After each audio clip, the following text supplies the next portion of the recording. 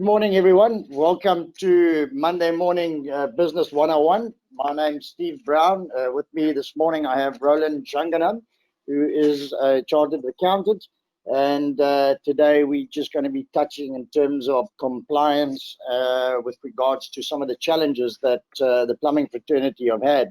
So just in terms of where we are, through this COVID-19 sort of process and inconvenience and challenges that we've had, there's been quite a few companies that have had challenges with regards to trying to obtain the government assistance and some of the TERS funds and UIF, etc., etc.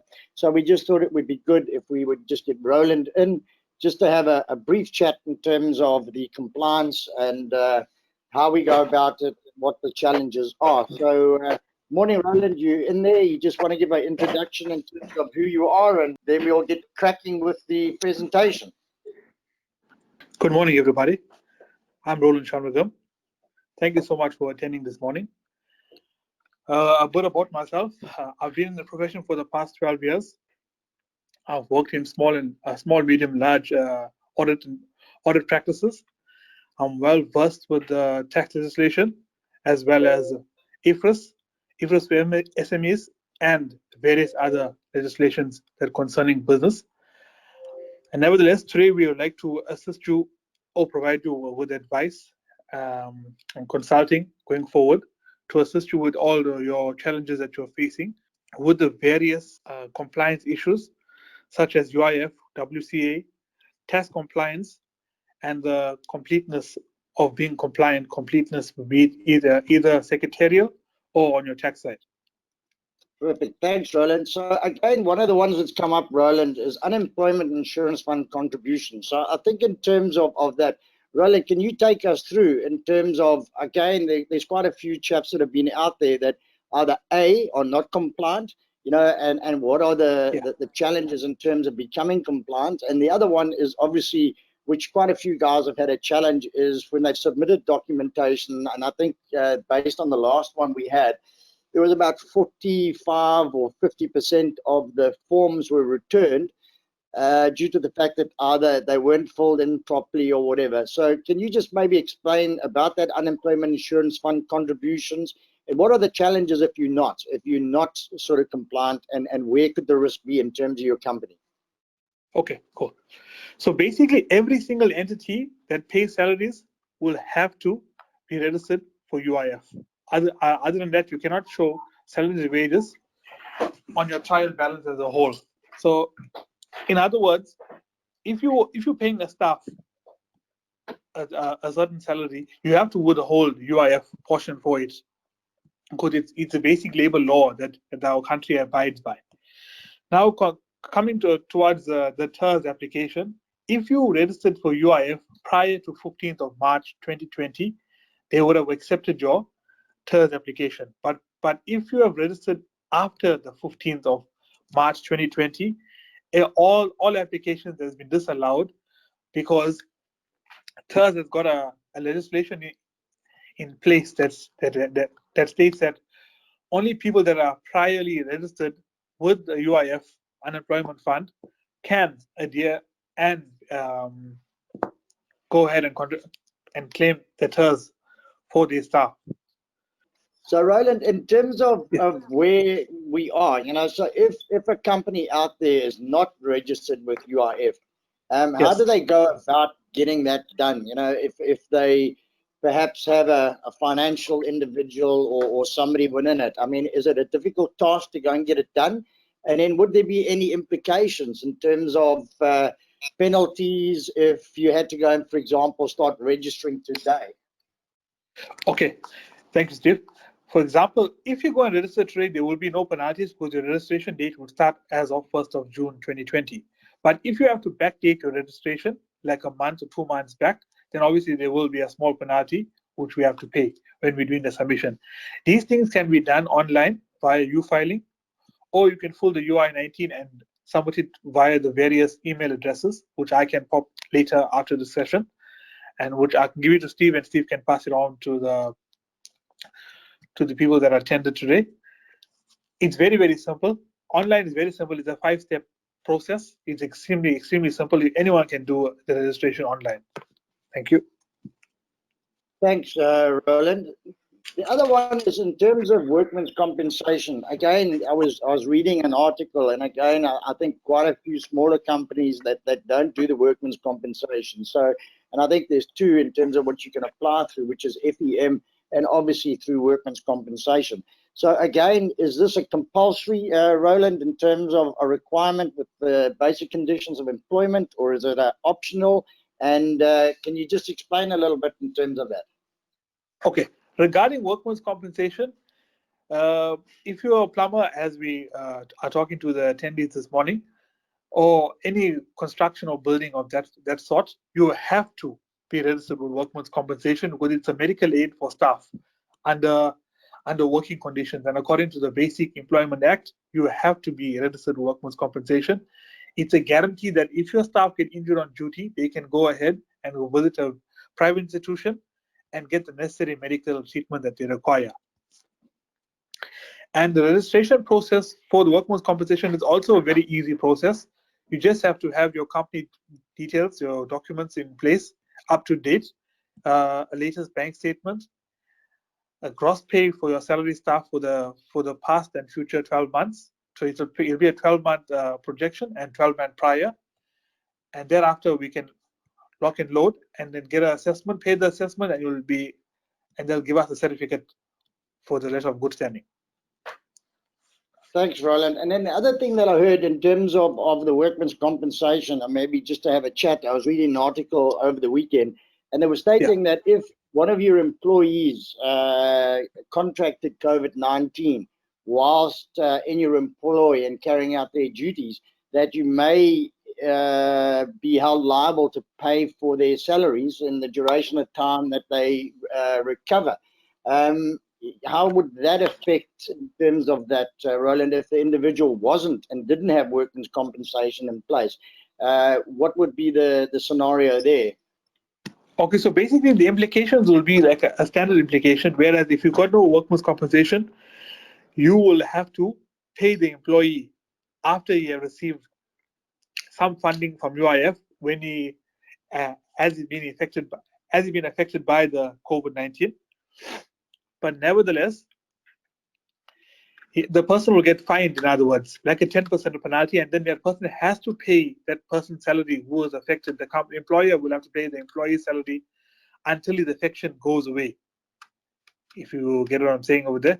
Basically, if the person has contracted the COVID disease as of 1st of June, until such time the test comes back negative after various treatments by our government, which has been given for us for free, they will have to pay that staff for being at home. And that, so in terms of that, Roland, and if for example, it was in the office staff and they had to be sent home, what would the implications be there if you had one guy that has basically contracted it through the work environment, and then there was an office staff of 6? How would it apply there? Would those 6 employees that were being sent home, would they be covered in terms of workman's compensation or UIF, or what would that be? So basically, if they are registered for workman's compensation and UIF, they will be covered. But if not, then the owner will have to foot the bill for the duration of the time till they become until they heal completely. So that's quite a big challenge then. If it you're is not, a massive challenge. Yes, that correct. you could put yourself at risk. 100%. And then in terms of this, okay, so we've touched on some of these challenges if one is non-compliant, so I think that, is there anything else in terms of this line? We keep saying that there's, solidarity funds and other funds that are out there. And what are those requirements? Is this one of those that you have to have, or, because again, we found a lot of smaller companies that maybe are not in good standing in terms of, their compliance. And that has a negative effect. Is there anything else that if you didn't have these or other items that you would require in your company in terms of being compliant? So basically, as we all know that we're supposed to be compliant with SARS, which is one of SME's, the Solidarity Fund main requirements, that you have to be compliant with SARS before we even go ahead with the application. in the beginning has been made it aware to us, because they require up-to-date tax clearance and a tax PIN, which they will test and see if you are compliant. See, most companies are not compliant these days because they're not submitting. If they're not trading or they're trading in a certain aspect, like for example, if a person is registered for VAT, but doesn't make turnover for a couple of months or a couple of years, they have not submitted any returns, which in other words will make them non-compliant. So the receiver is saying that it's fine the way it is, but they want us to submit our various outstanding returns so that we can be compliant. It's not that we have to pay a fee. And I recently discovered this: if you do not submit your income tax returns on time, they are issuing an administrative penalty, which is non-reversible. And the amounts vary from 250 Rand a month to 16,000 Rand a month. So I'm not sure if any of you guys the guys that are listening to us at the moment now have been challenged by this, but it's going to be a serious cash flow implication going forward.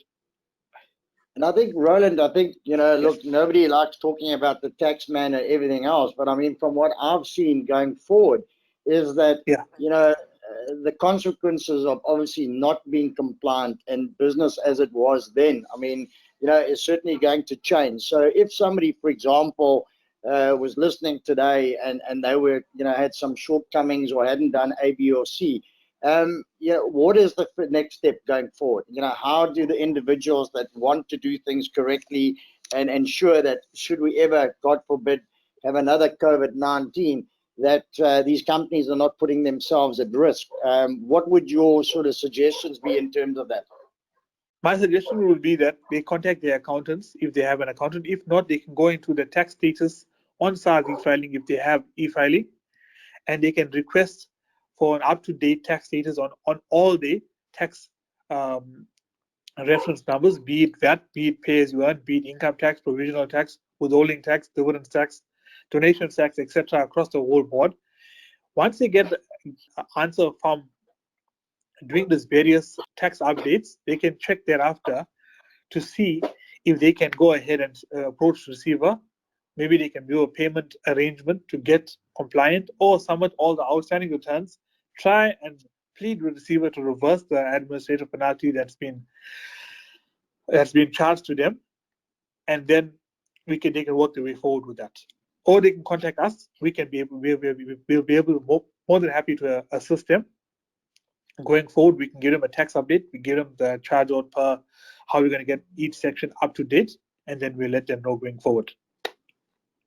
Thanks for that, Roland. So in essence, guys, if we've got a challenge with Karim on his other side, but you guys do have the contact details for Karim or for Articulated, and if there's sort of anybody out there that would require the assistance in terms of that, that you can just pop an email for attention, Roland, and then we'll make sure that it goes through to Roland.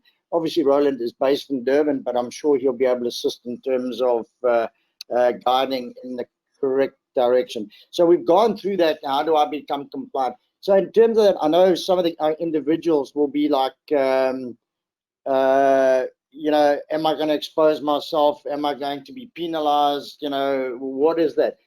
Roland, what has been your experience in terms of those that have gone forward? Obviously, going in and saying, right, I've got a problem, help me. How have SARS been with that? Okay, so basically, so far, all our approaches we use so far has worked for us. We have approached SARS on numerous occasions with clients that are non-compliant, and we got them compliant in time. Be it that we tell them how speedily we can get the job done, and we adhere to the time frame that's given to us. So, for example, if we got an objection to be done, we'll tell SARS, instead of giving us 60 days, we will do it in the next 10 days. And by the 8th day, we'll submit, and then we'll get an answer from the relevant auditor that's on the case, which has come back very, very positive from my experience so thus far. Oh, thanks, Roland. And then the other one that always comes up is that, for some of the smaller guys, in terms of wages and registering for UIF, as an employer of the business and you are obtaining an income, and I know a lot of guys with our experience in terms of webinars, I'm not saying all, but, they basically, they're not sort of putting a salary down for themselves. They're living out of the business in terms of what their needs are, etc. So in terms of that, if they were registered with UIF, can the employer, being drawing a salary from that, can he also register for UIF? Yes, he can. By all means, he can. He can go Okay, ahead and register for UIF because he's also an employer of the company. But even if he's a sole proprietor, then it will be, unfortunately, he cannot register for UIF on his personal capacity because he doesn't know what his income strength is every month. It could vary. So that means every month the UIF won't be capped at a certain amount, where UIF is supposed to be capped at a base for 11 months, basically, going forward. And then Roland, just thank you. And you just want to close for us there. Yes, thank you so much, guys, for attending. Thank you, Steve, for the opportunity. Much appreciated to articulate. And looking forward to talk to you all again. Take care, be safe, and have a good one, guys. Cheers.